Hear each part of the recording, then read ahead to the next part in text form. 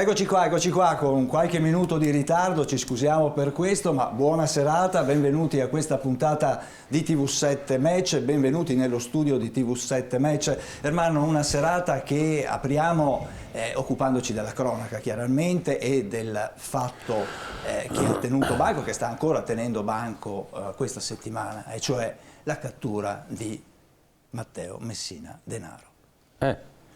È un grande avvenimento perché pensiamo che i servizi segreti italiani, i carabinieri, le forze dell'ordine, eccetera, sono ben 30 anni che stanno inseguendo questo topo, no?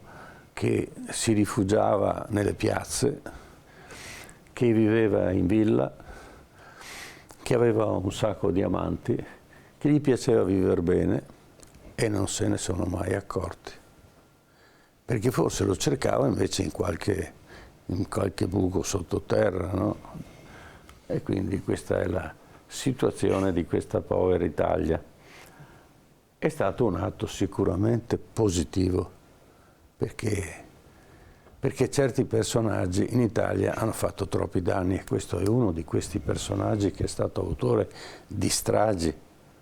Si parla di centinaia di morti che questa persona ha fatto, ma non si poteva trovare. E allora qualcuno ha sollevato anche dei dubbi, ma adesso ne parleremo. E immediatamente il merito, appunto, di questo personaggio che viene preso sotto braccio poi dalla polizia, non lo cattura neanche e non lo ammanetta. Ma ricordiamoci che un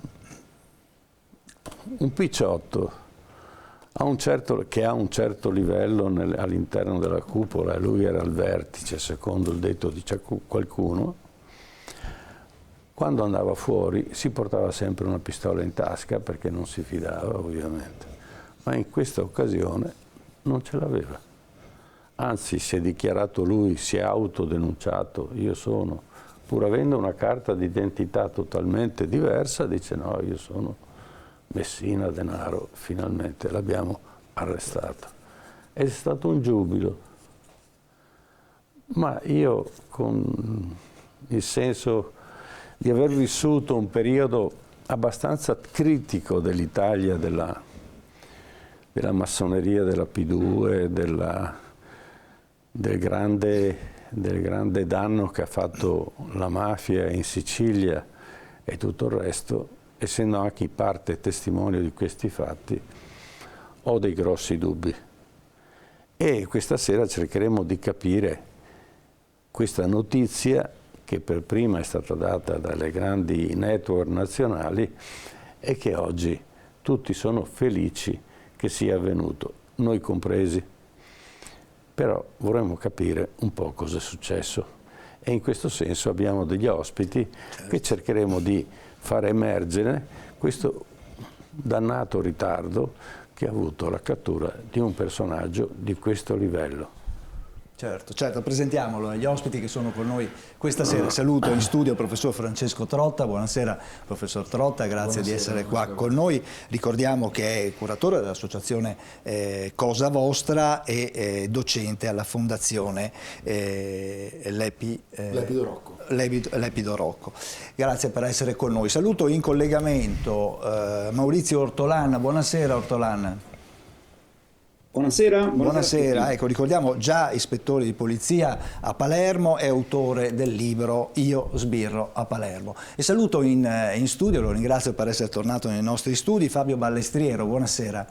Buonasera. E grazie anche a lei di essere qui, è segretario del Sindacato Autonomo di Polizia del Veneto. Ecco, con voi cercheremo di capire un po' che cosa è successo, qual è il valore anche di questa cattura e perché è avvenuta adesso.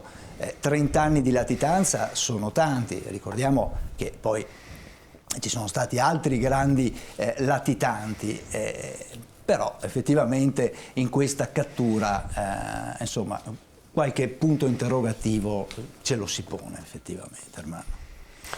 Sì, ci sono diversi punti interrogativi che non tornano, ma in questo senso partiamo col primo contributo, Messina Denaro, il fantasma di Cosa Nostra, perché ci sono stati molti personaggi che sono rimasti latitanti, ma così a lungo e così apertamente hanno usufruito della massima libertà, ci lascia un po' sbigottiti. Prego. Matteo Messina Denaro, l'ultimo padrino della mafia siciliana e uno dei criminali più ricercati al mondo, è stato arrestato a Palermo il 16 gennaio, dopo ben 30 anni di latitanza. Era ricercato dal 1993.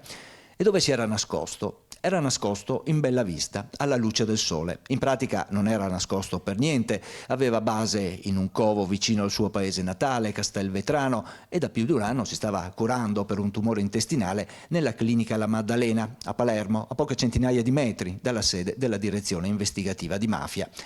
Era sotto il naso degli investigatori, che però non sono riusciti a vederlo, non lo vedeva nessuno. Aveva rubato l'identità di un conterraneo, Andrea Bonafede, classe 1963, codice fiscale, tessera sanitaria, carta d'identità, aveva cambiato solo la fotografia, e anche il medico di base del paese in cui viveva, che gli ha prescritto le cure per mesi e che non poteva non sapere la vera identità di Andrea Bonafede, e quindi che le due persone erano diverse. E ora infatti il medico è indagato, ma forse tutti sapevano e nessuno parlava. Conduceva una vita senza pensieri, Matteo Messina Denaro si muoveva liberamente, aveva denaro, viveva nel lusso, varie abitazioni rifugio in tutta la zona per ogni necessità. Ma com'è possibile che non sia stato identificato prima? Oggi sappiamo che era identico all'identikit diffuso dalla polizia, non si era fatto nessuna plastica facciale come era stato ipotizzato da qualche pentito. Andava al bar, in pizzeria, con uno stile di vita ben diverso da quello di Bernardo Provenzano, che viveva recluso con i pizzini. Matteo Messina Denaro sapeva che non sarebbe stato riconosciuto, e anche se lo fosse stato nessuno avrebbe parlato, perché evidentemente era utile che rimanesse latitante. Su di lui era stata posta anche una taglia da 1,5 milioni di euro, dimenticata negli anni, che non è stata forse pubblicizzata a sufficienza, forse non abbastanza alta per invogliare qualcuno a denunciarlo, esponendosi al rischio di una possibile ritorsione. 30 anni di latitanza però sono tanti, si sarebbe potuto utilizzare la vecchia tecnica in uso nel Far West, foto segnaletiche con la taglia in bella vista, appesi ad ogni angolo della strada, trasmessa in TV, nei telegiornali, in tutte le trasmissioni, sui quotidiani. Si sarebbero potute utilizzare anche le nuove tecnologie, non solo le intercettazioni telefoniche, ma anche i social, che avrebbero portato la caccia all'uomo a 360 gradi. Forse è stata la malattia che lo ha portato a farsi catturare? Del resto, quali sono i tempi di attesa per noi comuni mortali per una terapia oncologica? Qualche mese? Forse anche di più. Ora che è in carcere, mister Messina Denaro è già in cura, un privilegio da delinquente. Resta la speranza che possa parlare e fare i nomi sui veri mandanti delle stragi del 92 e del 93, svelando i troppi misteri che pesano ancora come un macigno su quelle tragiche morti. Ma che vantaggio potrebbe avere Matteo Messina Denaro a rivelare tanti segreti? Ecco, questo è l'interrogativo, quindi passo la parola a Francesco Trotta. Beh, innanzitutto grazie per l'invito a questo evento epocale, che è la cattura di uno degli ultimi grandi, il penultimo grande latitante di Cosa Nostra. 30 anni di latitanza, facente parte della cupola che fu di Cosa Nostra, quella di Totorina, di Bernardo Provenzano, dei Graviano e quant'altro. È stato arrestato il 16 gennaio 2023, esattamente 30 anni dopo, il 15 gennaio 1993, dell'arresto del capo dei capi, Totorina. Coincidenze. Messina Denaro rappresenta però una figura molto particolare. Vari soprannomi, soprannome Diabolic per la sua passione per i fumetti, Testa dell'Acqua, visto la zona dove abitava, Trapani, Castelvetrano, zona di mafia, ma soprattutto anche zona di massoneria.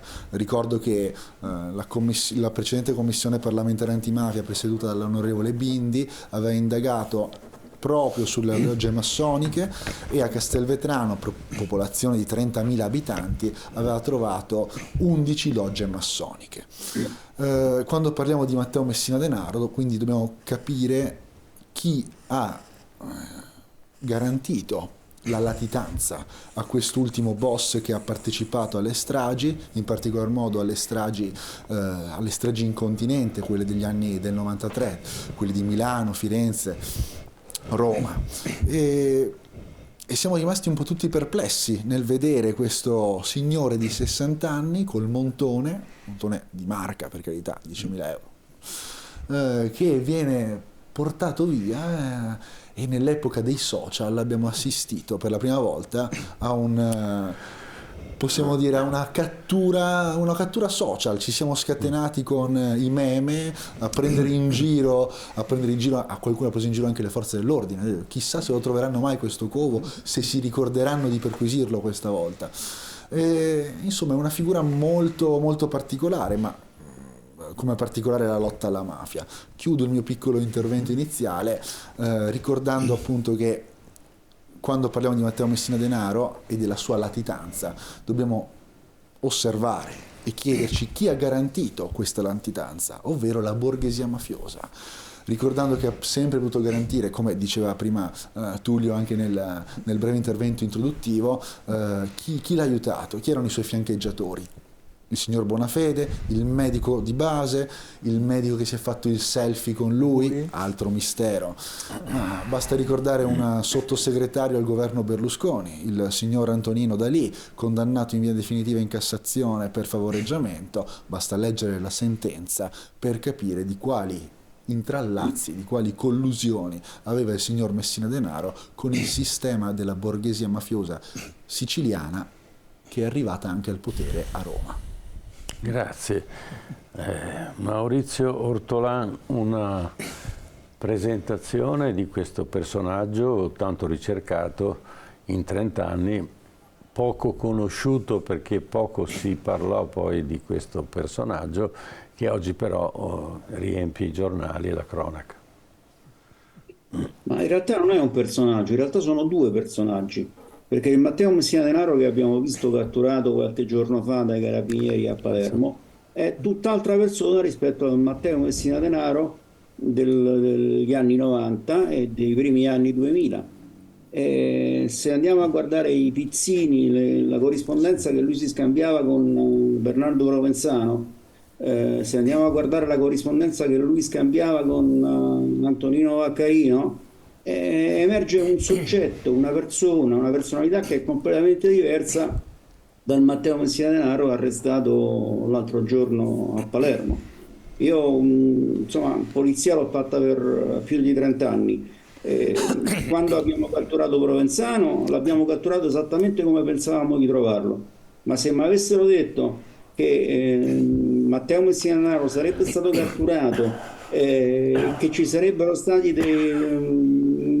trovato con 2 telefonini, faceva i selfie, faceva chat con i compagni di clinica, io avevo detto che voi siete pazzi, perché non è questo il Matteo Messina Denaro che è stato cercato per tanti anni, ecco. E oltretutto non dovete pensare a un Matteo Messina Denaro sempre lì a Campobello, Palermo e quant'altro, perché nelle indagini pregresse Matteo Messina Denaro è stato localizzato in Venezuela, è stato localizzato, quantomeno è stata trovata traccia di Matteo in Spagna, a Barcellona, è stata trovata traccia a Miami e in molti altri posti, quindi è un soggetto abituato a girare il mondo.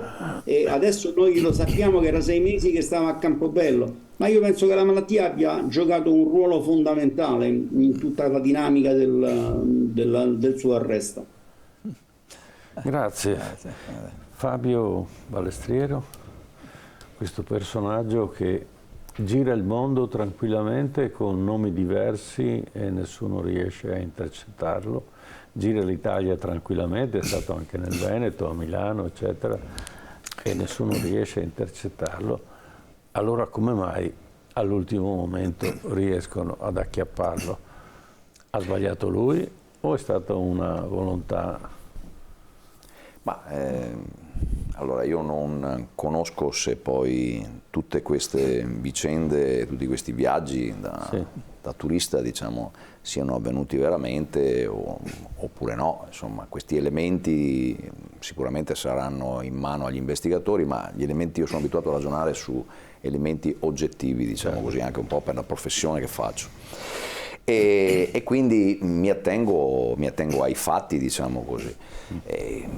E chi fa il nostro mestiere sa che talvolta i fatti possono apparire in un certo modo e quindi per esempio possono apparire anche, come dire, inquinati, contaminati da una serie di... esatto, anche, parlo soprattutto della cattura, ma talvolta invece poi questo accade proprio perché c'è una serie di coincidenze, di elementi che portano, diciamo così, a ottenere questo risultato. È accaduto per Provenzano, è accaduto per Totò Riina, sicuramente ci potranno essere stati in quegli episodi come in questo delle situazioni, come dire, difficilmente comprensibili o comunque che possano lasciare adito a delle perplessità. Questo aspetto della faccenda non me lo nascondo, anch'io stesso mi domando e mi sono domandato, come credo tutti noi, e lo stiamo facendo anche questa sera, come questa latitanza possa essere durata così tanto tempo. Ma per esempio mi sovviene, così anche semplicemente parlando di un episodio che mi riguarda direttamente, perché il protagonista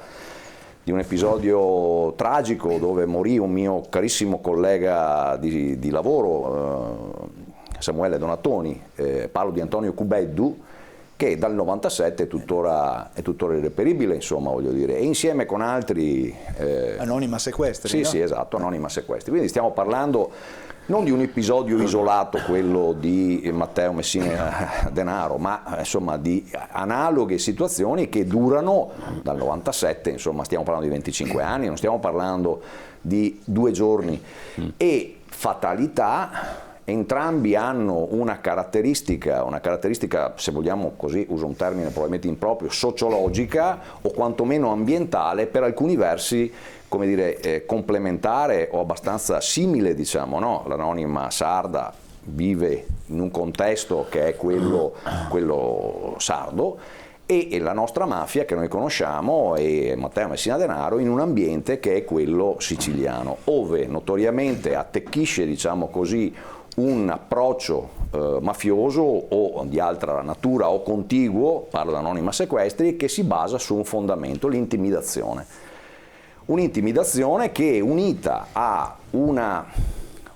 uno stato parallelo, cioè ad una serie di prebende, a una serie di opportunità che strutture di questo tipo sono in grado di mantenere, quindi attraverso l'intimidazione e anche attraverso quella che può essere, per esempio in una realtà come quella siciliana, in alcune realtà siciliane anche il sostegno economico, quindi una sorta di welfare, diciamo così, parallelo allo Stato, può garantire, può spiegare molte delle ragioni per le quali personaggi come Matteo Messina Denaro, piuttosto che Mesina, per esempio, piuttosto che Cubeddu, abbiano avuto per lunghissimi anni il beneficio di una complicità, di un silenzio, di una omissione, non voglio parlare nemmeno di omertà, ma di una omissione che tutto sommato gli ha garantito tutta una serie di altri benefici, lavoro o altro, insomma.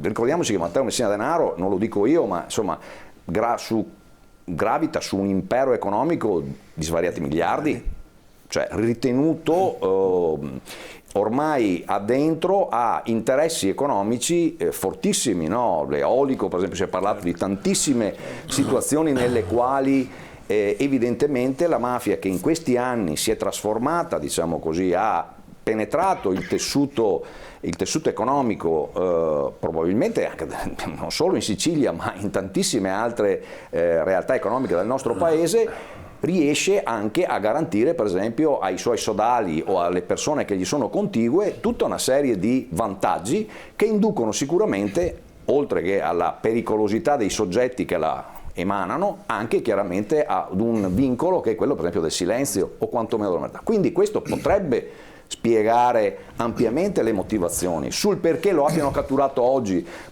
insomma, le indagini non sono mai terminate, in questi 30 anni non è che Sì, mi è piaciuto la battuta, l'abbiamo cercato sui buchi, però non è proprio così vero, è talmente vero che abbiamo fatto, la nostra polizia scientifica ha fatto un identikit che nel tempo, diciamo così, era quasi assolutamente somigliante, si è rivelato assolutamente somigliante.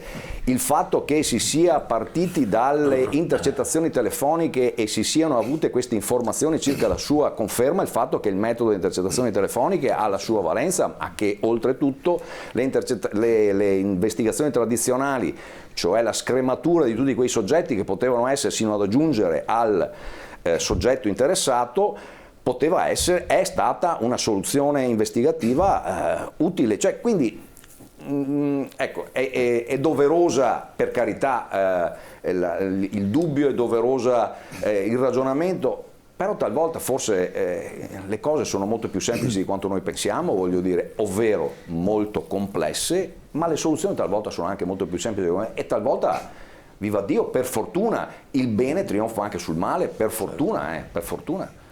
Sì, però noi abbiamo un'eredità in Italia che non è molto simile in altri paesi, cioè abbiamo un dialogo tra la mafia e la politica. Certo. E questo naturalmente fa sorgere molti dubbi.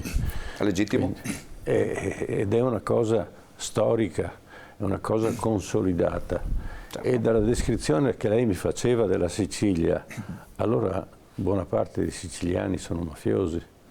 Questa è la domanda. Se accettano la presenza di un personaggio a giudicare dalle persone che erano in piazza a Castelvetrano qualche giorno fa, cioè così poche, viene da pensare che in quella realtà evidentemente quel vincolo intimidatorio che caratterizza la mafia evidentemente è particolarmente efficiente. Probabilmente in altre realtà, io ho vissuto la Palermo degli anni 86, 87, 88 per esserci stato in occasione del maxi processo, e sicuramente anche lì il percorso negli anni di quella città è assolutamente migliorato, ma voglio dire, è costata la vita di due magistrati del calibro di Falcone e Borsellino. Ma anche altri poi. E anche altri certamente, e anche certamente anche altri. Diciamo insomma. che c'è una tradizione ormai consolidata, ma quello che direi, speriamo che le nuove generazioni siano totalmente diverse, anche se ho dei grossi dubbi. Quindi Francesco Trota, questa descrizione di uno Stato che non riesce a trovare un personaggio di questo livello, come diceva, e può continuare a fare a grandi affari, perché lui gestiva miliardi di dollari e miliardi di euro, quindi non fa i piccoli. Hanno quantificato, direttore, il tesoro di Messina Denaro tra i 2 e i 4 miliardi di euro, reinvestiti ovviamente nella solita economia pulita, che quando si dice reinvestiti dove? Dappertutto, come è stato detto prima, l'eolico con il prestanome Nicastri, che ricordo il prefetto di Verona qualche anno fa sospese delle attività collegate a Messina Denaro. Abbiamo parlato di supermercati, alcuni supermercati siciliani di Palermo, Trapani, Agrigento, anche quelli appartenenti a Messina Denaro. Parliamo di una ricchezza di Messina Denaro che è ormai immessa nell'economia legale. Ma c'è l'altro aspetto che è stato a cui si accennava adesso in studio. C'è un personaggio che è stato raccontato ed era un personaggio di un certo spessore criminale. Si diceva che quando non è stato perquisito il covo di Torina, il famoso archivio segreto con cui si poteva ricattare la politica, comunque c'era stato il dialogo, fosse poi stato consegnato o pervenuto a Matteo Messina Denaro, che ricordiamo però essere un mafioso capomandamento di Trapani, che non si è mai mischiato, come ricorda anche io e Maurizio, ci siamo sentiti in questi giorni, come mi ha sempre ricordato lui, non si è mai mischiato delle faccende palermitane. Quindi questo ci dà anche dimostrazione di un Messina Denaro che nel corso degli anni si è un po' defilato da quello che si diceva in giro è il nuovo capo di tutta la Cosa Nostra. No, è un Messina Denaro che badava soprattutto ai suoi affari e alla mafia di Trapani. Ora, in 30 anni il personaggio è cambiato. Maurizio diceva prima, la malattia avrà influito? A mio parere sì, la malattia può aver influito anche in una, non dico resa, perché poi non si dà merito, come diceva prima l'ospite qui in studio, Balestriero, non si dà merito anche al Ross, al nuovo Ross, che non è il Ross di 30 anni fa di Mori e Subranni e De Donno, è un nuovo Ross che invece ha accelerato le indagini e ha accelerato la cattura di Matteo Messina Denaro una volta che ha individuato questo soggetto come Matteo Messina Denaro. Ma sono stati fatti anche in tempi assai rapidi, quindi complimenti, c'è da fare i complimenti al Ross di Palermo. Però per 30 anni cosa faceva Messina Denaro? Come ha ricordato lei, direttore, aveva le amanti, ha fatto figli qua e là, hanno trovato preservativi, Viagra, abbiamo scherzato sul fatto che questo signore che tutti cercavano, in realtà le donne lo cercavano, andavano con lui, quindi c'è qualcosa che non quadra in quello che ci raccontano. Ora, al di là delle facili battute, resta poi da capire ora, ripeto, catturato Messina Denaro, ci dobbiamo chiedere ora, ricollegandomi a quanto dicevo prima, la borghesia mafiosa che ha investito i soldi di Matteo Messina Denaro, che ha protetto Messina Denaro fin quando ha voluto proteggerlo, perché è un malato terminale, dicono. Allora questi soldi, questi agganci, queste collusioni, vogliamo investigarci, dobbiamo capire la rete per poi disarticolare il vero potere della mafia, perché il vero potere della mafia sta fuori dalla mafia. Certo.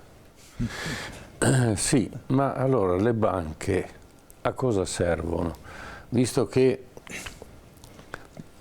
Falcone e Borsellino usavano proprio il sistema bancario per riuscire a capire dove e come muoversi all'interno di una mafia che era pressoché sconosciuta a quell'epoca, lo chiederei a Maurizio Ortolani. Le banche possono ancora conservare la traccia ed è il momento in cui lo Stato è in grado di controllare le banche e vedere questi 2 miliardi sono una cifra enorme per una banca, come venivano gestiti, perché avevano anche soci queste società, cioè raccoglieva denaro anche dalla gente e quindi era un investitore di un'economia siciliana. Prego. Sicuramente il dottor Falcone e il dottor Borsellino sono stati dei precursori, specialmente il dottor Falcone da questo punto di vista è stato il primo a indicare la strada dei soldi per tagliare, diciamo, per togliere l'acqua di cui si approvvigiona la mafia e Cosa Nostra in particolare. Oggi siamo più a quella mafia combattuta dal dottor Falcone. Purtroppo la mafia ha fatto un salto di qualità in avanti, un salto di qualità tecnologico, un salto temporale molto molto grande. E come al solito lo Stato è in ritardo di diversi anni nei sistemi per inseguire questo denaro, perché oggi siamo in un sistema che si fonda su criptovalute, si fonda su paradisi fiscali, si fonda su broker internazionali. Non è la singola banca di Campobello di Licata che ci può dare indicazioni utili. Noi ormai dovremmo muoverci a un livello supranazionale, non soltanto a livello nazionale.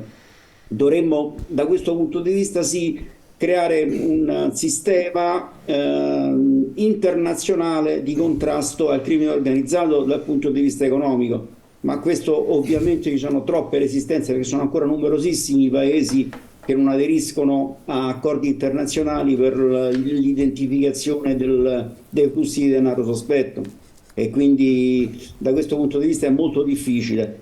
Non è che i latitanti tengano i soldi sotto al materasso oppure nella banca del paesello, ormai le cose si svolgono a un livello molto molto più elevato e quindi dovremmo adeguarci da questo punto di vista a creare delle strutture a livello internazionale che specializzate nella ricerca di questi flussi economici. Grazie, grazie. Allora passiamo al prossimo contributo. Messina Denaro, arresto annunciato, perché ci sono anche dei fatti che precedono questo arresto. Messina Denaro, latitante di Stato. Prima di essere ucciso, il giudice Paolo Borsellino, al fratello Salvatore, aveva detto: quando mi uccideranno sarà stata la mafia a farlo, ma saranno stati altri ad aver voluto la mia morte. Ora, 30 anni dopo gli attentati sanguinari, è vero che è stato preso Matteo Messina Denaro e rappresenta un successo, ma il fatto stesso che sia avvenuto a 30 anni di distanza da quei drammatici fatti rappresenta una cosa di per sé inaccettabile e terribile. Anche perché dopo 30 anni ancora non sappiamo chi veramente ha voluto la morte di Borsellino e di Falcone, e ci sono tanti altri interrogativi a cui non si è dato risposta, anche sulla stessa cattura del padrino. Un arresto che era stato annunciato qualche mese fa da Salvatore Baiardo, l'uomo che aveva gestito la latitanza dei fratelli Graviano, che in un'intervista televisiva aveva rivelato che Matteo Messina Denaro era gravemente malato e che probabilmente si sarebbe fatto catturare, anche come regalino al nuovo governo. Un regalo per cosa? Il discorso fatto da Baiardo, gelataio piemontese 65enne, era molto più ampio, affrontava la questione dell'ergastolo ostativo, che conosciamo come il fine pena mai, perché impedisce ai detenuti di accedere alla liberazione condizionale, ai lavori esterni, alla semilibertà e ai permessi premio. L'unica sua speranza, e sinceramente me lo auguro anch'io per loro, perché sono giovani, perché che venga abrogato questo ergastolo ostativo e comincino a godersi veramente un po' la famiglia, i figli, perché non è gente così. E magari chi lo sa che arriva un regalino, che magari presumiamo che un Matteo Messina Denaro sia molto malato, che faccia una trattativa lui stesso di consegnarsi e fare un arresto clamoroso, e così arrestando lui magari esce qualcuno che è all'ergastolo ostativo senza che ci sia clamore. Quindi, con molta probabilità, Matteo Messina Denaro si sarebbe consegnato, forse anche per le condizioni di salute precarie, una resa concordata quindi, preannunciata, forse in cambio appunto di qualche cosa. Una trattativa Stato-mafia mai finita e, fatalità, un arresto che arriva quando ormai si è ad un passo dall'abolizione dell'ergastolo ostativo, la norma che impediva per gli ergastolani per delitti di mafia di usufruire delle misure alternative alla detenzione, quello che 30 anni fa era stata la condizione principale posta da Totò Riina per mettere fine alle stragi. Se dovesse avvenire, potremmo vedere tra pochi mesi i fratelli Graviano fuori dal carcere, giusto per ricordare Filippo Graviano, condannato all'ergastolo come mandante per le stragi del 92 e del 93 e per l'uccisione del sacerdote Don Pino Puglisi. Non uno qualunque, quindi, che insieme al fratello Giuseppe e allo stesso Matteo Messina Denaro era comunque ai vertici di Cosa Nostra. L'ex procuratrice aggiunta di Palermo, Teresa Principato, oggi in forza alla Direzione Nazionale Antimafia, aveva parlato di una rete occulta a protezione del boss, fatta di faccendieri, di politici, di funzionari dello Stato e di membri della massoneria. Quando si parla di Matteo Messina Denaro non si fa riferimento solo al capomafia di Castelvetrano, ma anche a chi ha raccolto l'eredità di Riina dopo la cattura. Messina Denaro quindi è a conoscenza dei segreti del rapporto tra Stato e mafia, uomo punto di riferimento nei rapporti tra Cosa Nostra e l''ndrangheta negli affari della droga, con collegamenti che arrivano in Canada, negli Stati Uniti, forse anche con il mondo arabo. Il 2 giugno, giorno della festa della Repubblica, Matteo Messina Denaro avrebbe festeggiato i suoi 30 anni di latitanza, una latitanza evidentemente protetta in uno Stato dove la trattativa con la mafia è diventata una regola. Quindi abbiamo un vate, abbiamo uno che ci descrive perfettamente 2 mesi prima il fatto dell'arresto, della resa, diciamo, di questo personaggio che si è rifugiato per 30 anni praticamente dove voleva e aveva denaro sufficiente per riuscire anche a investire e guadagnare con le banche. Francesco Trotta. Allora, innanzitutto questo Vate, questo signor Baiardo, condannato in passato per favoreggiamento, se ricordo bene, a me non mi convince, direttore. Bisognerebbe ridimensionarlo un attimo, perché se veramente il signor Baiardo fosse onnisciente sui fatti di mafia, avrei dubbi sull'intelligenza degli stessi mafiosi che si confidano con lui e poi questo va in televisione a dire guardate come stanno le cose. Boh. Su Bagliardi ho qualche dubbio, però ma la descrizione l'ha data perfettamente. Cioè, è una coincidenza astrale. Una coincidenza astrale, ma per chi investiga su questo, su Messina Denaro, sicuramente sugli investigatori, ma anche gli addetti ai lavori, i giornalisti che da anni seguivano il caso Messina Denaro, sospettavano da tempo che il Diabolic di Castelvetrano fosse probabilmente malato. Anche qualcuno malamente diceva magari pure morto.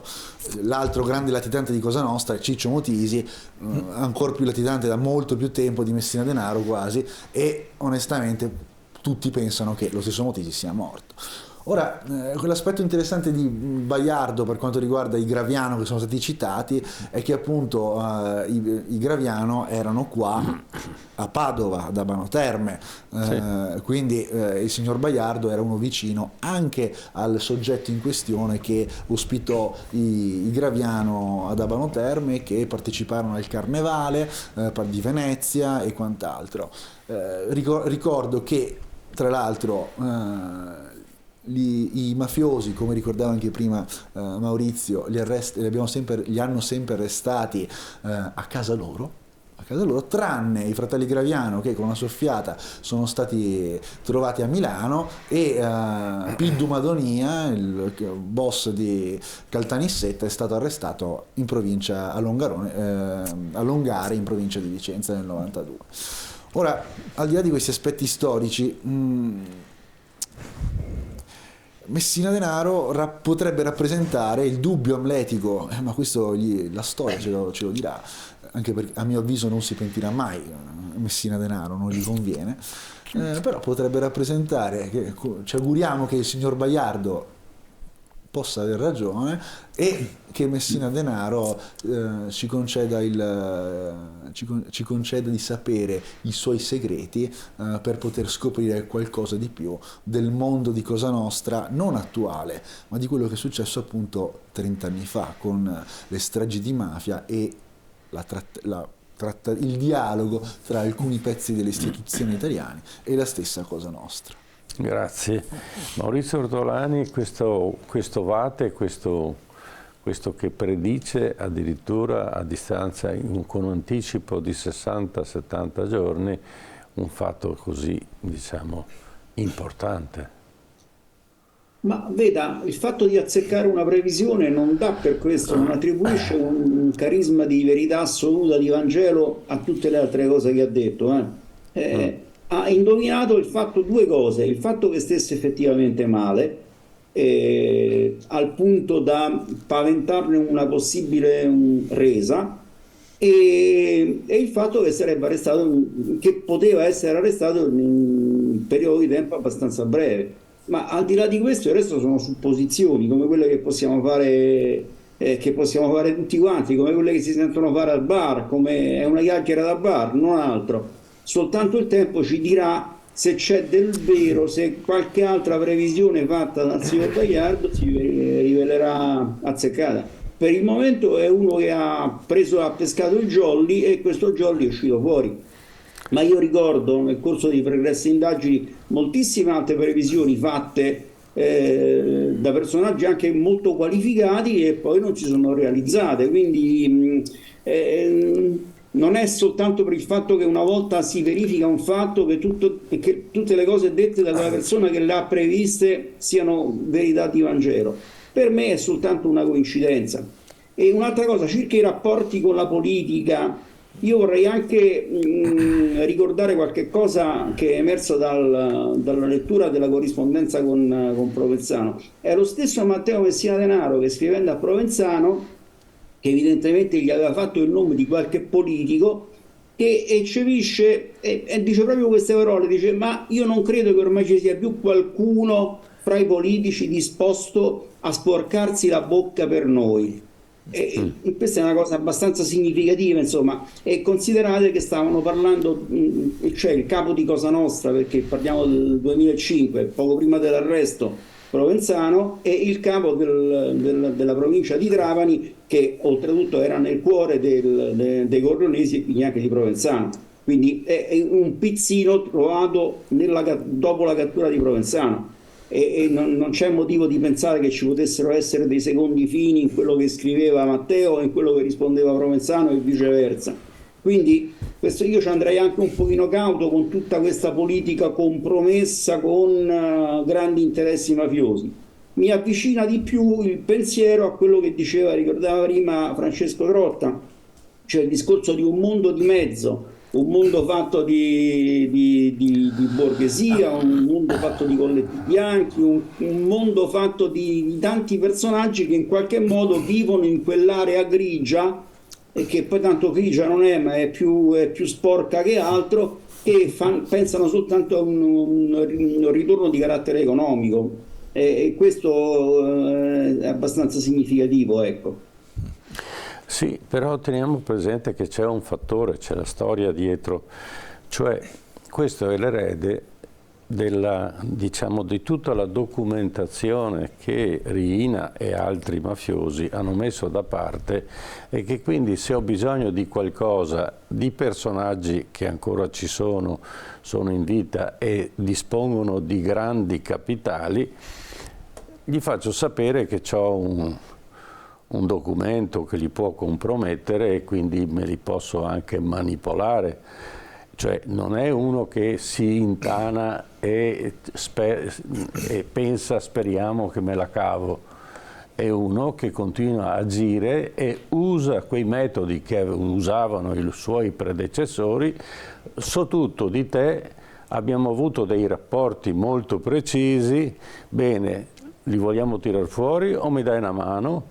E questo è il mestiere che faceva, e su questo non ne abbiamo dubbi, perché come sono spariti i documenti di Totò Riina, che i carabinieri sono andati dopo un mese a cercare la cassaforte di Totò Riina e hanno trovato che avevano addirittura modificato la muratura, avevano chiuso i buchi, avevano ripinto tutta la casa, e praticamente era un gioiello quella casa, c'era abitato nessuno all'apparenza.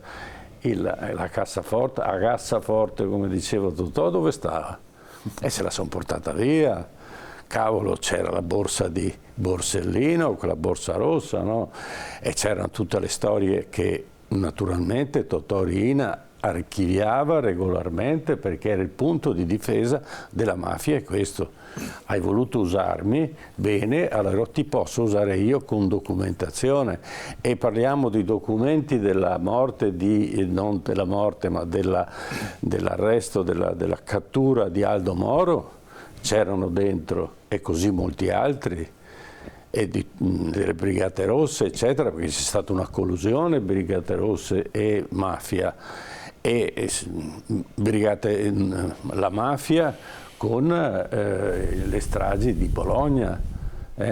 Quindi la P2 era legata alla mafia.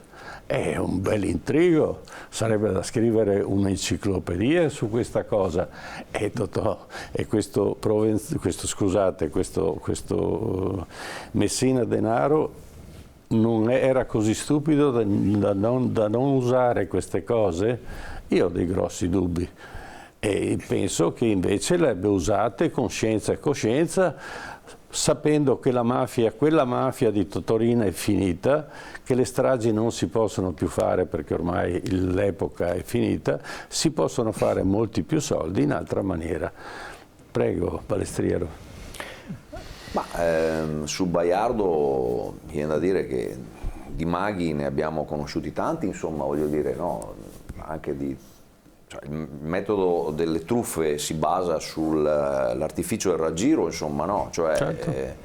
Si raccontano delle cose che sono verosimili e che sono facilmente prevedibili, e che chiaramente possono consentire di far credere ai più che si stia per accadere qualcosa, insomma. Quindi quando si va dal mago solitamente ti dice quello che ti aspetti che ti venga detto. Ora, con tutto rispetto per i maghi, sia chiaro, però a me viene da dire che, come dire, l'avete un po' già detto, era, non dico facile, ma avete parlato di bar, no? Cioè, non era difficile prevedere che un uomo di 60 anni potesse per esempio essere malato, insomma, sarebbe come dire che io tra 30 o 40 anni verosimilmente sarò morto, insomma. Sì, beh certo, sarò morto, ma non è che è un complotto tra me e il Padre Eterno, voglio dire. No. Quindi se era malato è anche facile pensare che questo potesse essere, diciamo così, un elemento di trattativa, cioè sto male e quindi posso eventualmente, consento la mia cattura per eccetera eccetera.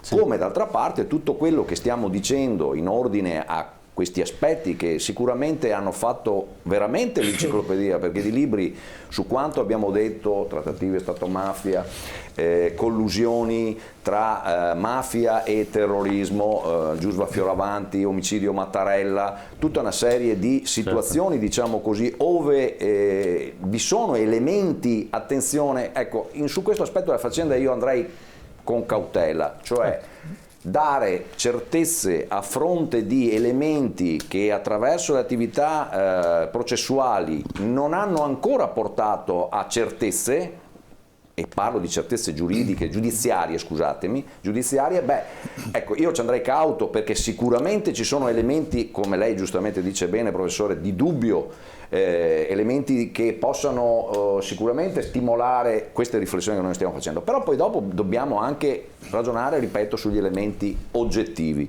Allora, gli elementi oggettivi sono, secondo me, quelli che indicano che c'è stato sicuramente un rapporto e continua ad esserci un rapporto di collusione tra apparati deviati dello Stato e apparati così importanti come la mafia. Certo. E questo è un elemento che ormai storicamente in qualche modo è sedimentato, diciamo così, no? Fa parte del nostro bagaglio storico, diciamo così. Certo. Ora però ricondurre tutto sempre a questo percorso,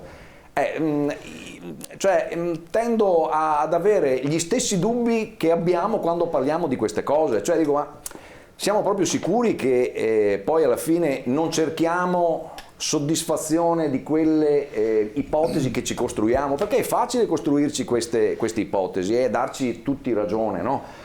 Ora, io per carità sono consapevole anche di essere un po' di parte, per carità di Dio, non vogliatemene, chiaramente appartenendo alle forze dell'ordine tengo per la squadra in cui milito. Proprio per questo, per vedere i vari punti di vista. Certo, ma difatti vi ringrazio anche della disponibilità in questo senso, però ecco, mi viene da pensare che di fronte a queste situazioni, insomma, ecco, ben più complesso è il ragionamento che stavamo facendo e che si stava facendo poco fa anche con il collega collegato, quando si parlava, e si parlava anche prima, di queste zone grigie, questa borghesia mafiosa, diciamo così, questa collusione con l'economia e con i colletti bianchi, la mafia dei colletti bianchi, non è da oggi ne parliamo.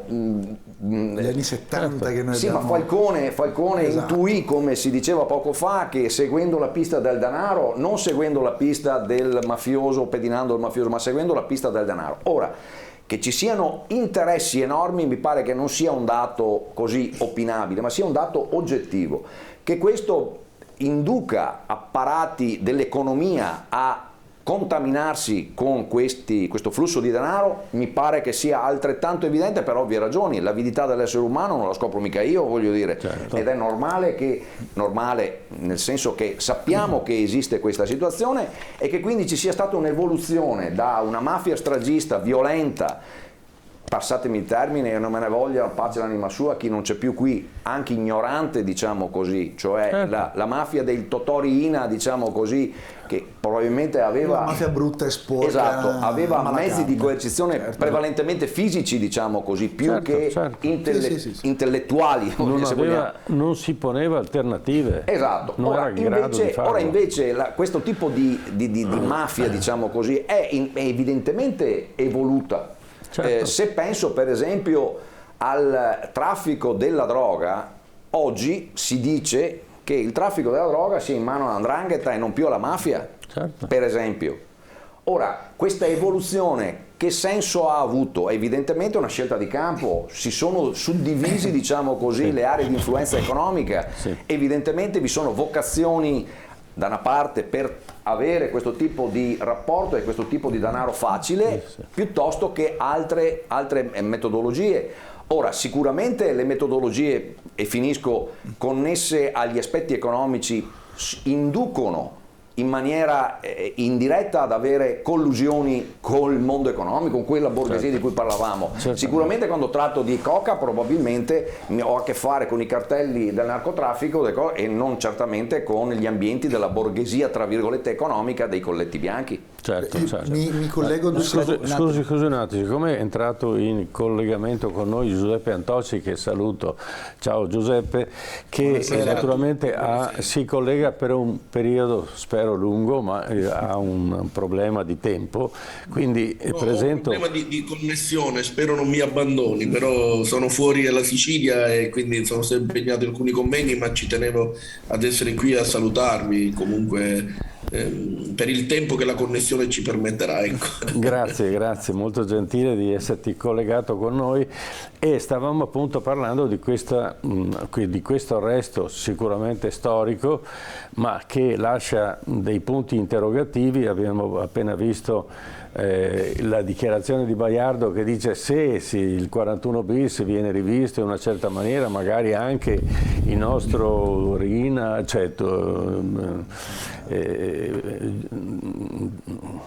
Messina Denaro può pensare, visto che potrebbe essere malato, tutte approssimazioni, tutte ipotesi, potrebbe essere malato, potrebbe anche consegnarsi. E allora dicevamo come questa previsione, sicuramente lui non sarà stato collegato con questo personaggio, ma avere visto in anticipo o immaginato in anticipo che si abbassa il livello di, diciamo, complessità della 41 bis, allora potrebbero essere anche altri mafiosi che sono disposti a trovare un'alternativa, una trattativa. Lascerei a te intanto buonasera a tutti. Io mi scuso ma non so chi c'è collegato con me, quindi saluto tutti in studio e in collegamento. Grazie. Guardate, allora io in maniera molto franca vado alle dichiarazioni di Baiardo, come tanti come lui hanno detto ma sì, è malato, questa cosa si diceva da tempo, potrebbe essere uno degli aspetti di vulnerabilità. Il dato è che questa è un'azione investigativa pura che ha certamente approfittato della malattia di Matteo Messina Denaro, entrando in questa difficoltà che lo ha costretto ad attivare necessariamente dei movimenti e delle attività che erano necessarie per le cure primarie che gli servivano.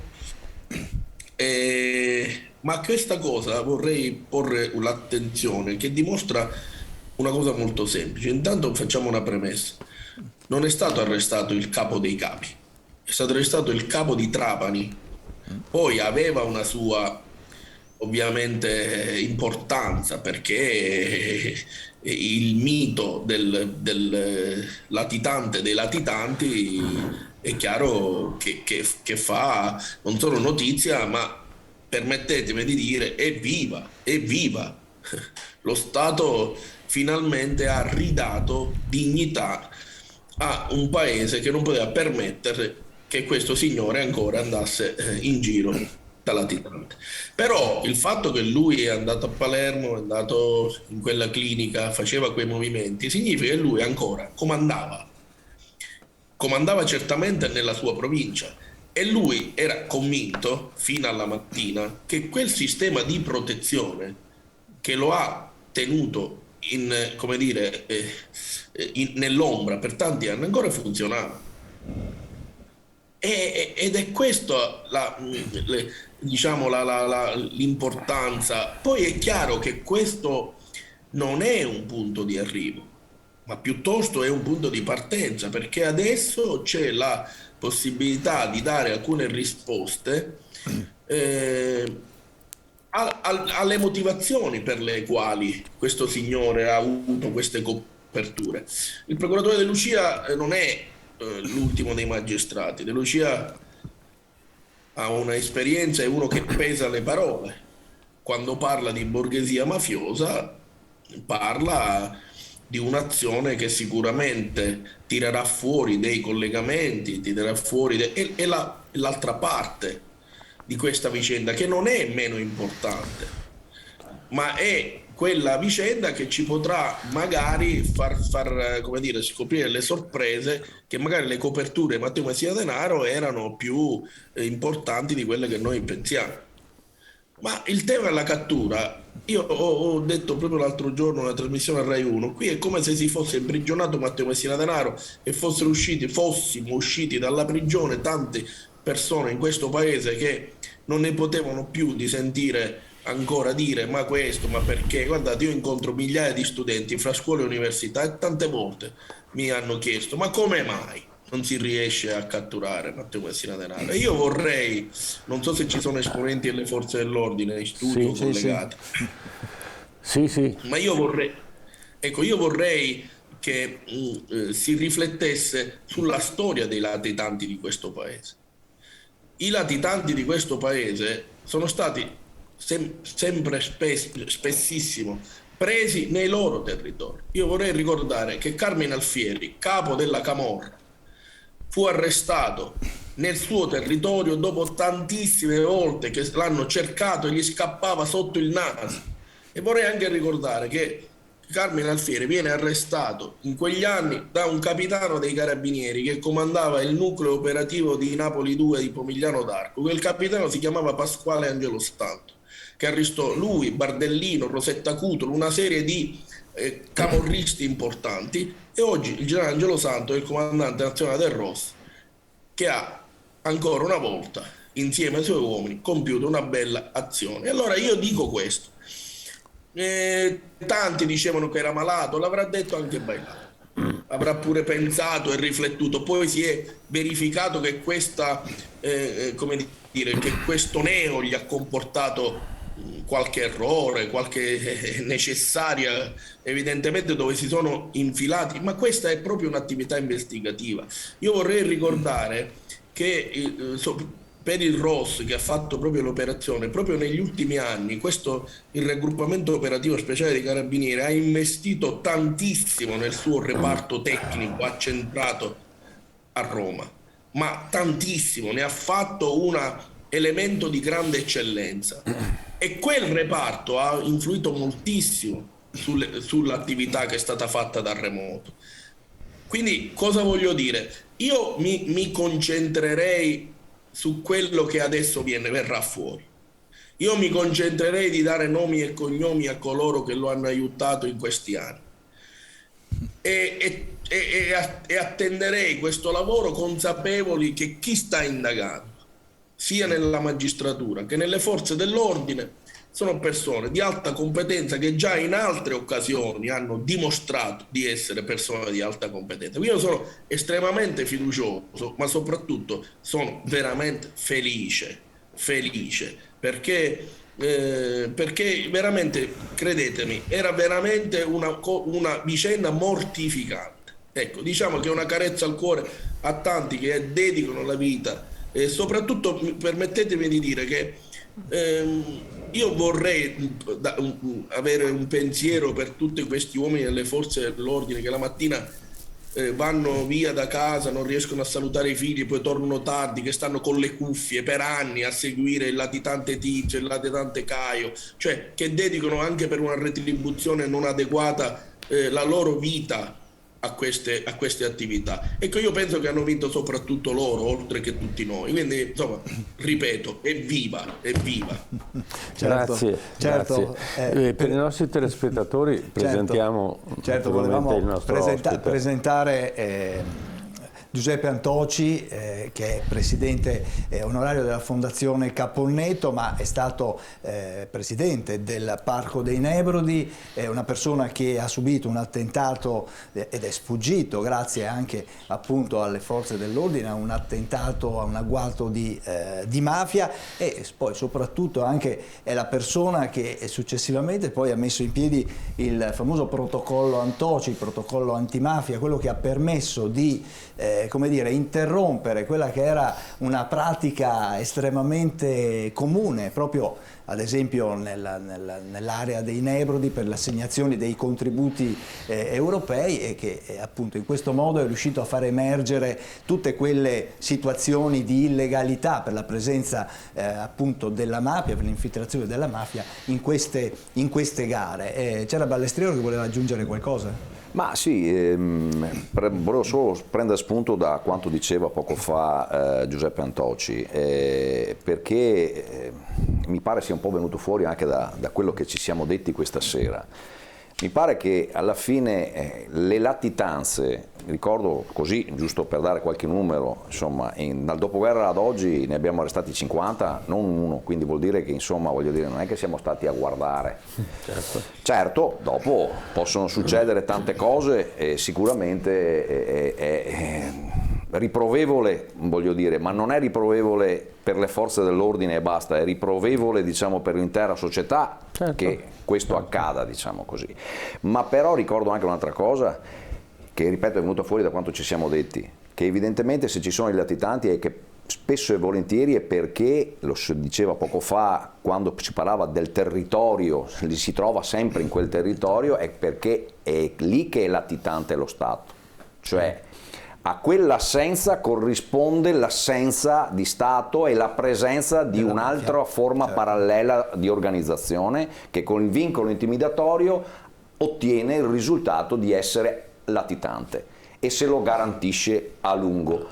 Ora, questo aspetto della faccenda ci deve far riflettere, secondo me, perché è evidente che il combinato disposto di una realtà nella quale vi è un'assenza di Stato e, l'ha detto Giuseppe Antoci, appartengo alle forze dell'ordine e non voglio chiaramente farne l'apologia, ma sicuramente non sono persona, diciamo così, obiettiva, ma l'ha detto poco fa, i sacrifici che facciamo a fronte di quanto per mezzi, per uomini, per stipendi anche abbiamo, è evidente che se noi vogliamo combattere questo fenomeno, diciamo così, è necessario investire in professionalità, in formazioni, in mezzi, in retribuzioni, in uno Stato presente, diciamo così, a vari livelli per ottenere la disarticolazione di questi, come dire, agglomerati sociali ove questi vivono e riescono a comandare, come giustamente diceva Giuseppe Antoci, anzi riescono, come è stato il caso suo, ad essere violenti anche contro chi cerca di ripristinare lo stato di legalità. Certo. Posso aggiungere una cosa secondo me importantissima a seguire questa riflessione. Quando diciamo giustamente che in quei territori dove comandano loro lo Stato è assente anche perché questi signori fanno welfare mafioso in quel territorio, elargiscono somme di denaro, garantiscono posti di lavoro, si surrogano, e questo welfare mafioso poi ci fa ascoltare quelle dichiarazioni che abbiamo anche ascoltato in questi giorni, dove le persone alla fine si dice, ma alla fine sì, però comunque è una brava persona, come quella dichiarazione, ve la ricorderete, quando intervistarono i dipendenti dei supermercati sequestrati l'anno prima a Matteo Messina Denaro, dove dicevano, e quello è un altro tema sui beni sequestrati dove potremmo fare 10 puntate, dove dicevano, sì, però quando c'era lui, noi, le aziende nostre andavano bene, avevamo lo stipendio, adesso dopo un anno siamo falliti. Ecco, questo è il tema. Certo, quindi c'è un'assenza non solo dello Stato ma anche dell'economia dello Stato, e si privilegia il mafioso a svantaggio della persona onesta, quindi viene emarginato l'onesto e invece viene gratificato chi sopporta la mafia.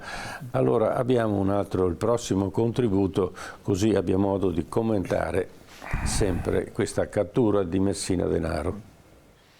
Messina Denaro è stato catturato a Palermo, in pieno centro, e non possiamo quindi dimenticare il fatto che è stato latitante per 30 anni.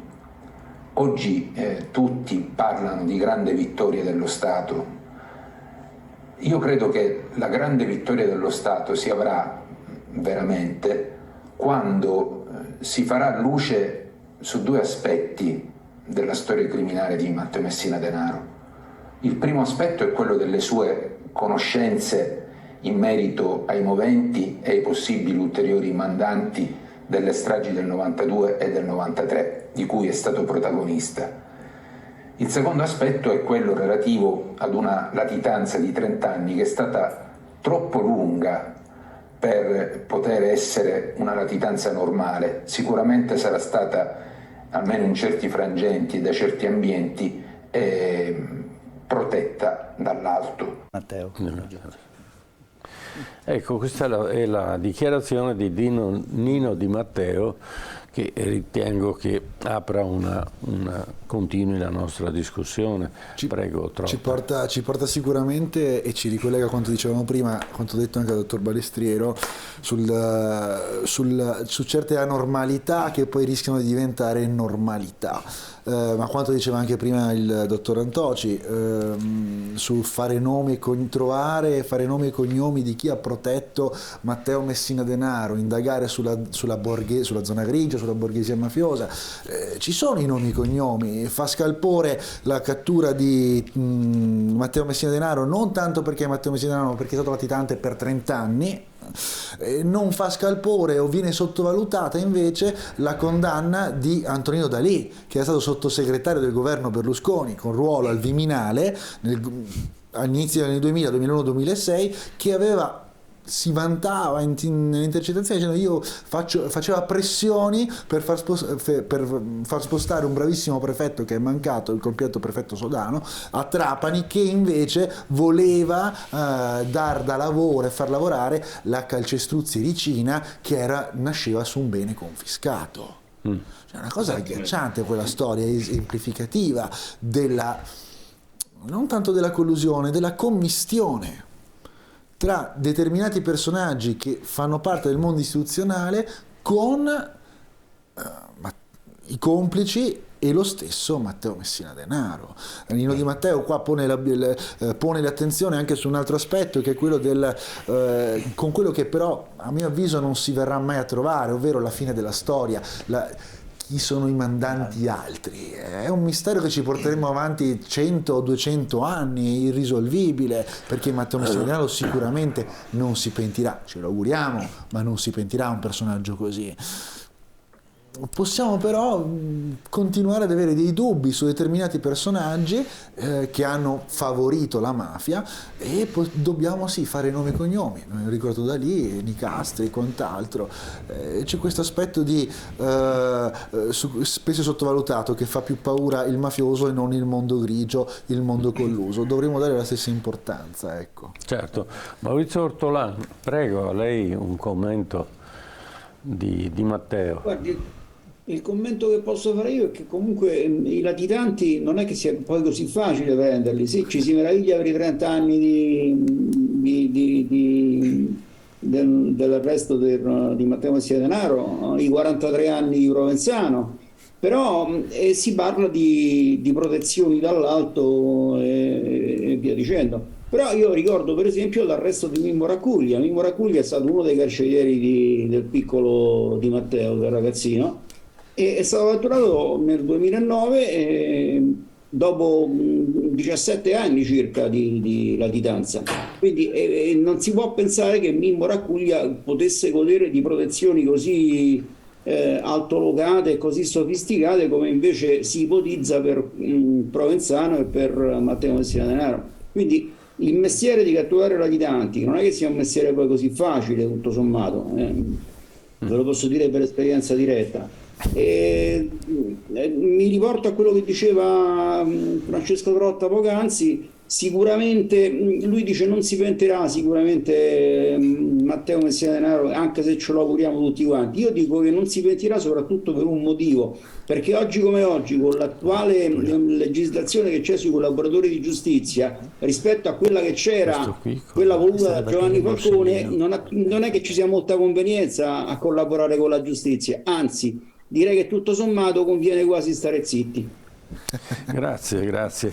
Allora passiamo a un altro contributo, che è Salvatore Borsellino, prendere i mandanti. Questa è la cosa più importante, e siamo ancora, diciamo che tra i ricercati i mandanti non abbiamo ancora trovati, mentre i criminali prima o dopo riusciamo a trovarli, i mandanti invece sono ancora sommersi.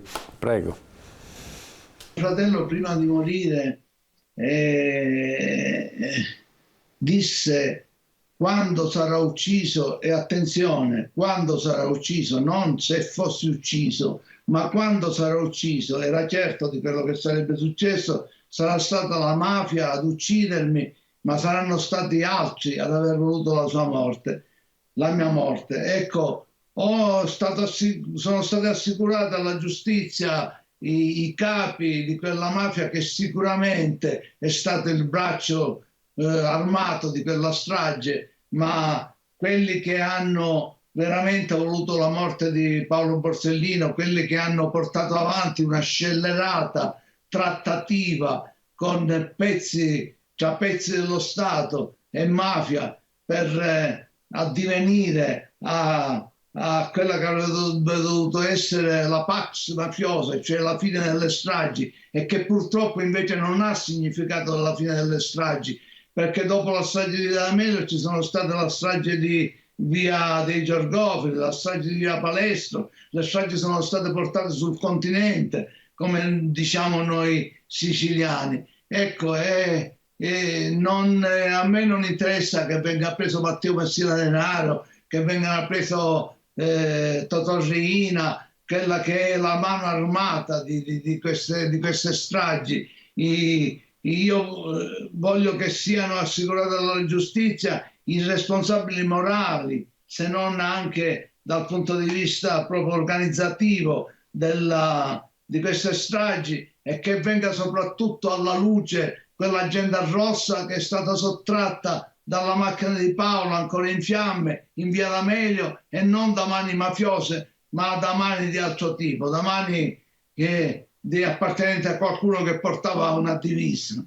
Se diciamo Matteo Messina Denaro ha deciso di sacrificarsi, forse perché poter mettere alla sicuro, perché la sua famiglia possa mettere al sicuro quel patrimonio che ha accumulato in questi anni. Non vedo assolutamente la possibilità di collaborazione da parte di persone della caratura di Matteo Messina Denaro, come non li vedevo da parte di Provenzano, da parte di Riina e da parte soprattutto dei fratelli Graviano.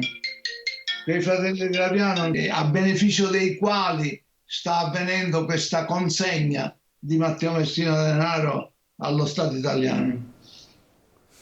Ecco, quindi c'è anche un collegamento, ma abbiamo parlato di mafiosi latitanti, ma i mandanti latitanti ancora sono latitanti.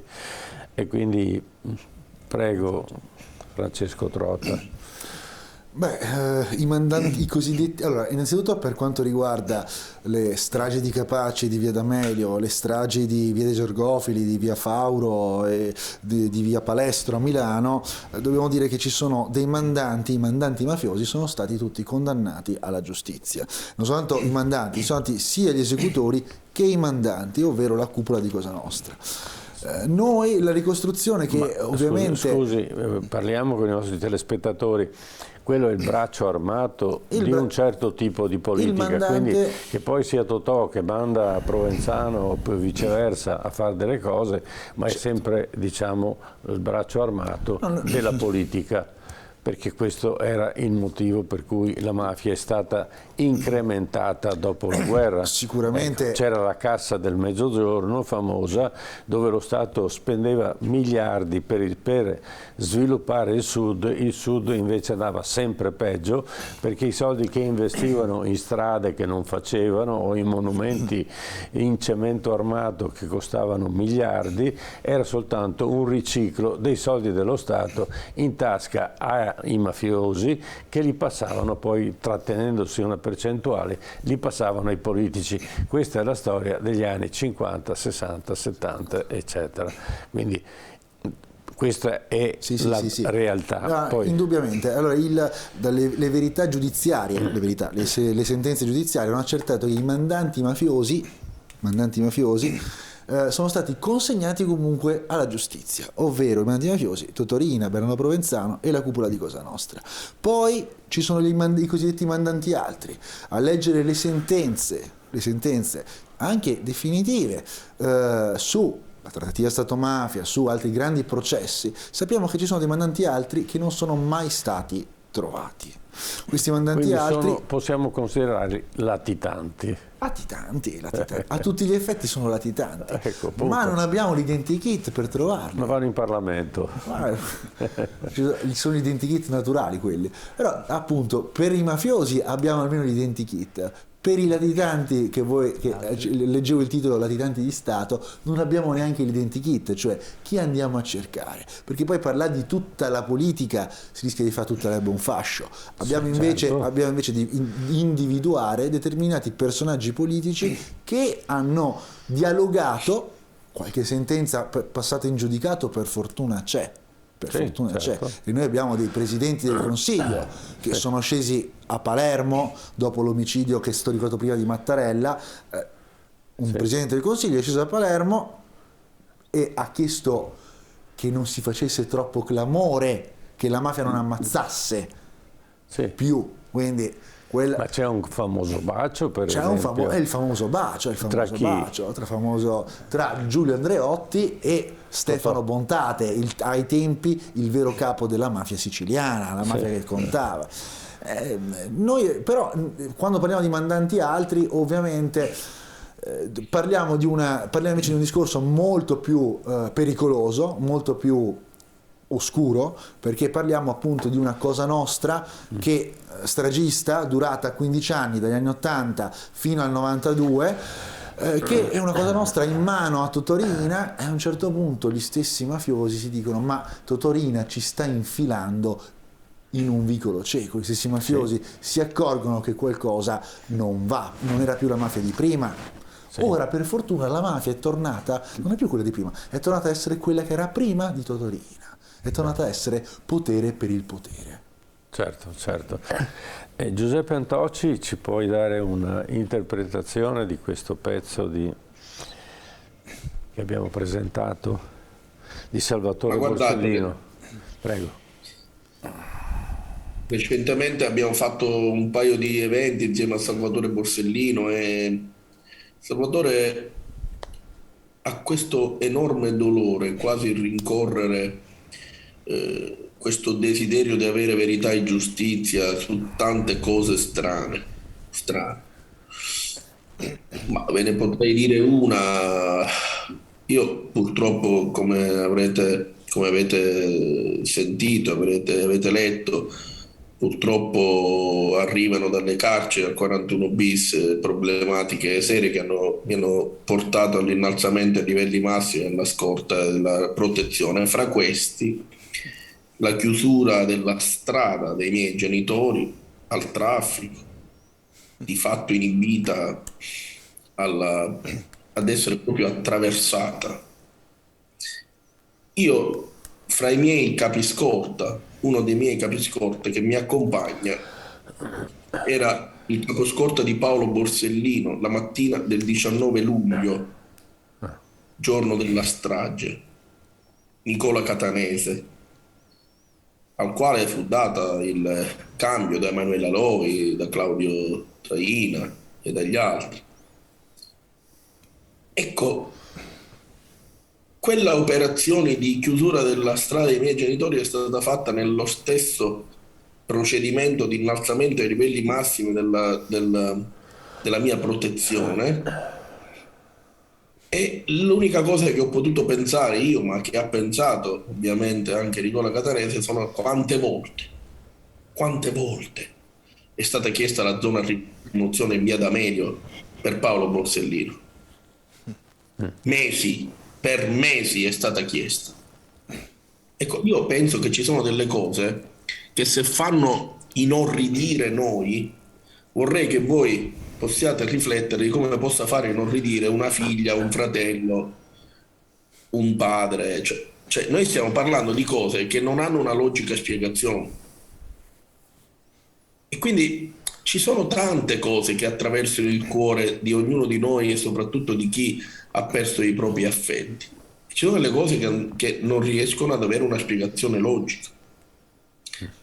E quindi su queste tante cose in questo paese che sono accadute, la verità e la giustizia purtroppo non è arrivata.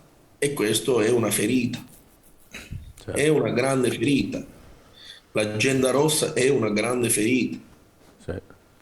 Poi anche lì ci sono stati i soliti depistaggi, cioè, chi diceva che non c'era, chi diceva che c'è, tutte le storie della nostra storia, del nostro paese, dove c'è sempre qualcuno che deve dire il contrario di quello che è stato per creare un po' di confusione. Il tema è che ci sono delle cose che non sono spiegabili se non attraverso una considerazione che è quella che certe cose magari vengono fatte appositamente, altrimenti non c'è altra spiegazione, altrimenti vuol dire che il nostro paese nei luoghi decisionali ha persone talmente e in maniera imbarazzante, incompetenti, che la prima cosa che si fa, e io ne sono come dire l'esempio, per evitare che vada a saltare in aria tu con la tua scorta, con il tritono, visto che vai spesso dai tuoi genitori, è quella proprio di inibire quantomeno la parte davanti al portone di via D'Amelio. Certo.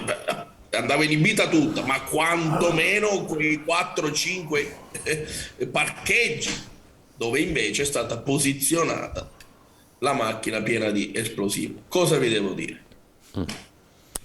Certamente. Allora vediamo l'ultimo contributo, ergastolo ostativo, e spieghiamo ai nostri telespettatori che cosa vuol dire. Ergastolo ostativo, quello che la mafia non vuole. Nell'ordinamento giuridico penale italiano, anche le persone condannate all'ergastolo dopo aver scontato un certo numero di anni possono accedere ad alcuni benefici, ma queste possibilità non sono concesse a chi è condannato all'ergastolo ostativo. L'ergastolo ostativo, infatti, è uno strumento pensato per mettere i mafiosi di fronte a un bivio: essere fedeli a Cosa Nostra e pagarne le conseguenze con un sostanziale fine pena mai, oppure collaborare con lo Stato e cominciare così un processo di ravvedimento previsto dalla Costituzione. È proprio questo l'obiettivo dell'ergastolo ostativo, rafforzato all'indomani delle stragi degli anni 90 per indurre i boss e i gregari a fare i nomi dei complici, dei mandanti e per rompere il muro dell'omertà. Senza collaborazione con la giustizia, l'ergastolo ostativo impedisce quindi la concessione di qualunque beneficio penitenziario. Nel 2019 però si sono aperte le prime crepe con la Corte europea dei diritti dell'uomo, che ha stabilito che queste limitazioni sono contrarie alla Convenzione sui diritti umani, che vieta trattamenti inumani e degradanti, chiedendo all'Italia di modificare la legge. La Corte Costituzionale ad aprile del 2021 ha stabilito che questo divieto assoluto è incompatibile con la Costituzione, ma si è fermata a un passo dalla decisione, dando un anno di tempo al Parlamento per intervenire, termine che sarà ulteriormente prorogato senza che si arrivi a una nuova legge. Quando si era prossimi alla scadenza, il governo Meloni ha varato un decreto per impedire le scarcerazioni facili e ha dettato le nuove regole per accedere ai benefici penitenziari. I condannati per reati di mafia che non collaborano con la giustizia dovranno aver riparato il danno alle vittime e dimostrare di aver reciso i rapporti con i clan, allegando elementi specifici che consentano di escludere l'attualità di collegamenti anche indiretti o tramite terzi con il contesto nel quale il reato è stato commesso.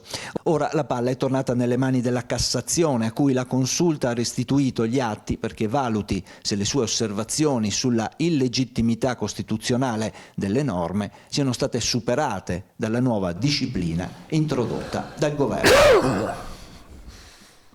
Allora, se parli sei agevolato, se no te la fai tutta. Quindi il problema è abbastanza importante e pesante per quello che sta all'ergastolo. Balestriero. Ha un'efficacia, può giovare? Questo strumento che, come è stato ricordato, è stato varato all'indomani o voluto comunque da Falcone, diciamo così, da chi la lotta alla mafia ha fatto il proprio modo di vivere, si può dire, perché così come parlava poco fa il dottor Antioci, viveva nei modi che ha poco fa descritto bene, lui e anche Borsellino e tanti altri magistrati che hanno lavorato all'antimafia in quegli anni, è consapevole che lo strumento era quello di seguire da una parte il denaro per raggiungerli, ma nello stesso tempo l'unico modo dopo che li ha incarcerati era quello di farceli stare fin tanto che quantomeno non avessero collaborato, cosa che peraltro è successa magistralmente con per esempio Tommaso Buscetta, insomma i risultati anche nel cercare di disvelare quei lati oscuri, diciamo così, di cui stavamo parlando, evidentemente probabilmente erano prossimi ad ottenerli, tant'è che forse questo è stato il motivo per cui hanno perso la vita, diciamo, per questo. Quindi il carcere ostativo è sicuramente uno strumento giuridico che può essere utile, lo si è dimostrato per converso anche nella lotta all'eversione politica, anche con le Brigate Rosse, no? Sappiamo che la possibilità di pentirsi, la possibilità di collaborare ha consentito di disarticolare questo sistema. Quindi questi strumenti sono senz'altro utili, diciamo così, dal punto di vista giudiziario. Ma io vorrei soffermarmi un attimo però su un episodio, diciamo così, che è stato poco fa ben narrato nel servizio. Dopo quello che abbiamo detto mi viene da pensare che la mente occulta di tutto questo stia in Europa, allora. Perché è l'Europa che ci ha chiesto di modificare perché sarebbe non rispettoso dei diritti, eccetera, eccetera. E probabilmente un altro centro occulto, chiaramente sto facendo dell'ironia, insomma, ecco, non vorrei essere frainteso, ma potrebbe essere la nostra Corte Costituzionale che evidentemente ha questi pruriti e stranamente no. Allora, torno per un attimo ai dubbi, a tutte le nostre perplessità che sono sicuramente ben motivate da tutta una serie di lati oscuri che non mi voglio nascondere certamente, insomma.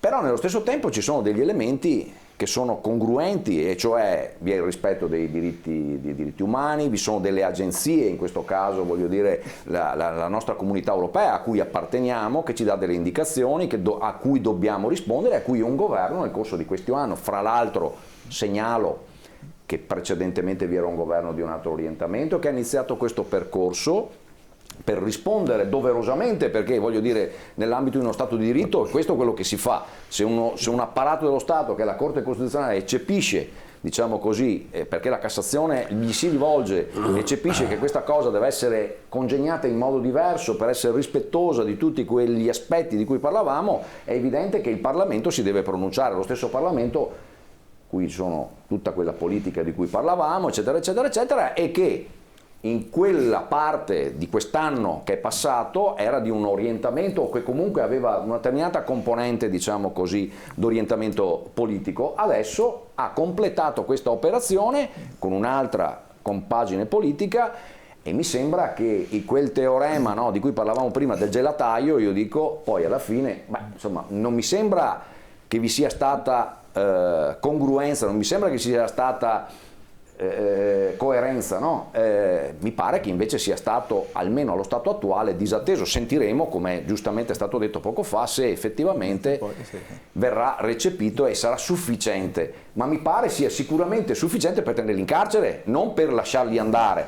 Ora, mi sembrerebbe che questo sia un elemento che dovrebbe indurci a pensare che questa famosa trattativa, diciamo così, nel caso in specie, cioè quello riferito a Matteo Messina Denaro, beh, voglio dire, è manchevole di un elemento o no? Cioè non è che io faccio un contratto con qualcuno di voi e dico guarda, vabbè, facciamo così, io ti dico queste cose e tu mi lasci andare, poi alla fine invece non ti dico niente, però non mi lasci andare. Cioè è evidente che questo contratto qualcuno l'ha disatteso allora. Allora mi domando, siccome non l'hanno disatteso oggi, ma l'hanno disatteso qualche 20 giorni fa, un mese fa all'incirca, insomma, no? Perché era in scadenza prima della fine dell'anno e hanno rinnovato il decreto, beh, mi verrebbe da dire che, insomma, che Matteo Messina Denaro sarebbe quello che fa un contratto senza sapere con certezza quello che fa. Cioè non mi pare che la caratura del personaggio sia questa. Mi sembrerebbe che, insomma, se uno che è uno che se deve mettersi d'accordo si mette d'accordo su cose, su elementi certi, non su elementi incerti. Allora, se è così, staremo a vedere cosa succederà. E questo, ripeto, lo ribadisco perché non vorrei apparire quello che non sono un ingenuo, insomma, nemmeno io, cioè, è qualcosa lo leggo anch'io, come tutti noi, e quell'enciclopedia di cui parlava il professore su tutti i fatti che riguardano la nostra storia più recente, inducono sicuramente a qualche perplessità. Sicuramente vi sono apparati del nostro Stato che non sono stati fedeli, ma dai tempi dell'eversione, cioè dai tempi della strage di Piazza Fontana, di Brescia, eccetera, eccetera, eccetera. Da Portella della Ginestra. Da Portella della Ginestra, bravissimo. Voglio dire, dai tempi dello sbarco degli alleati, allora se vogliamo tornare indietro, la collusione, il rapporto con la mafia, ma dai tempi, se vogliamo, allora torniamo ancora più indietro, scusatemi, non perché voglia far sfoggio di cose che conosco scolasticamente, è la storia, ma dai tempi dell'Unità d'Italia, allora lo sbarco dei nostri 1000 non è stato propriamente poi così come ci viene raccontato a scuola, voglio dire, no? Certo. Allora lo sappiamo che lì evidentemente lì, e guarda caso lì, cioè in un'isola, in una parte del nostro continente che aveva, e che sia stati depredati e che quello Stato che poi dopo era lo Stato unitario, sia stato percepito come usurpatore, non l'ho mica credo inventato io, non credo che lo stiamo dicendo noi oggi in questa trasmissione. No, certo. È evidente che c'è qualcosa che risiede in una storia più o meno recente, diciamo così, e che accompagna il rapporto Stato-individuo che non ho inventato io né noi, ma che è stato raccontato mirabilmente anche dallo stesso Manzoni nei Promessi Sposi, voglio dire. Certo. Quindi voglio dire, non è che scopriamo delle cose tanto nuove, il che non è che significa che non ci dobbiamo indignare, sia chiaro, per carità di Dio, mi indigno sicuramente, però voglio dire, le motivazioni stanno in un rapporto evidentemente non corretto tra cittadini e Stato. Quella famosa assenza di cui parlavamo, che diventa poi dopo un'assenza che poi fa parte di tutta come dire, il deviato nella nostra società. Vogliamo parlare di tutto ciò che succede nelle nostre realtà sociali normali, i femminicidi piuttosto che i reati più gravi e più efferati. Perché succedono? Perché evidentemente ci giriamo dall'altra parte. È o non è così?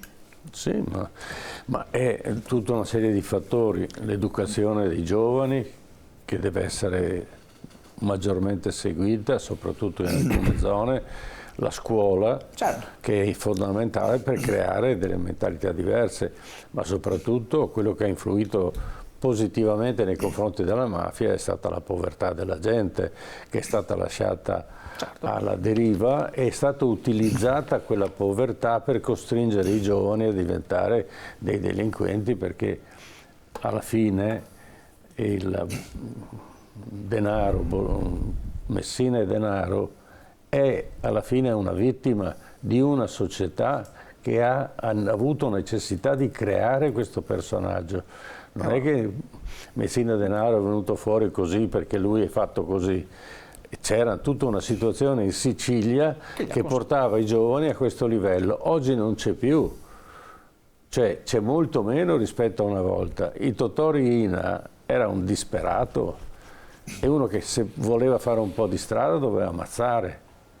E la sua ribellione, per carità, terribile quanto sia stata, è stata proprio dire: voi ci usate, e allora noi vi ammazziamo. Difatti il braccio destro di Andreotti in Sicilia è stato ammazzato a Totorina per far capire che lui non ci stava su fare queste cose gratuitamente o essere sfruttato e poi abbandonato dopo il maxi processo, naturalmente. Ecco, certo. Questi sono i fattori fondamentali e vorremmo concludere questa parte, diciamo. Partiamo da Francesco Trota, se vuole... Sì, in conclusione, ricollegandomi anche a quanto diceva adesso il dottor Ballestieri, io sono d'accordo che ci auguriamo che l'ergastolo ostativo non venga eliminato, quantomeno venga riscritto in maniera tale da mantenerlo come un fattore coercitivo rispetto alla mafia. Noi questo ce lo dobbiamo augurare, però poi dobbiamo vedere anche negli anni cosa è avvenuto, ovvero la chiusura delle supercarceri che i mafiosi si auguravano. Pianosa, l'Asinara sono state chiuse. Dobbiamo vedere a conti fatti quanti mafiosi non hanno, e non parlo dei capi, il vari Totorina, Provenzano e quant'altro, che una volta presi, se prendevano 25 ergastoli non potevano uscire, ma parlo degli altri mafiosi che magari vengono condannati a 25, 30 anni e quant'altro, si fanno anche il carcere duro poi, però piano piano poi gli vengono dati dei permessi premio. Quindi io sì, da una parte sono propositivo e speranzoso, dall'altra ho sempre un po' di timore che il Parlamento possa comunque varare delle leggi o comunque abrogare invece delle leggi che invece possono servire a contrastare la mafia. In particolar modo ha ben fatto il nuovo Ministro della Giustizia a ricordare che le intercettazioni, il Ministro Nordio, il nostro Ministro, le intercettazioni per temi quanto riguarda la mafia e il terrorismo non devono essere toccate, ma non devono essere toccate ugualmente anche quelle sulla corruzione, che sappiamo essere la via maestra della mafia. Certo, certo. Ma questo carcere duro non è nato per caso, non è stata un'invenzione, è stato, se vediamo il percorso per cui siamo arrivati al carcere duro, per quella mafia. Perché finalmente, dopo tanti omicidi, lo Stato ha deciso di fare il 41 bis. Ma è stato quasi un obbligo, un percorso necessario allora. Beh, in quegli anni chi è il collega e il dottor Antoci, che sono di quelle parti, possono confermarlo. Io ero a Palermo in quegli anni, negli anni dall'85 sino ai primi anni 90, a Luciardone, voglio dire, come tante altre carceri del sud, era un albergo, non era mica certo. In quei tempi, quindi la necessità del 41 bis era una necessità ovvia, perché vi era la comunicazione quotidiana tra chi stava dentro e chi stava fuori.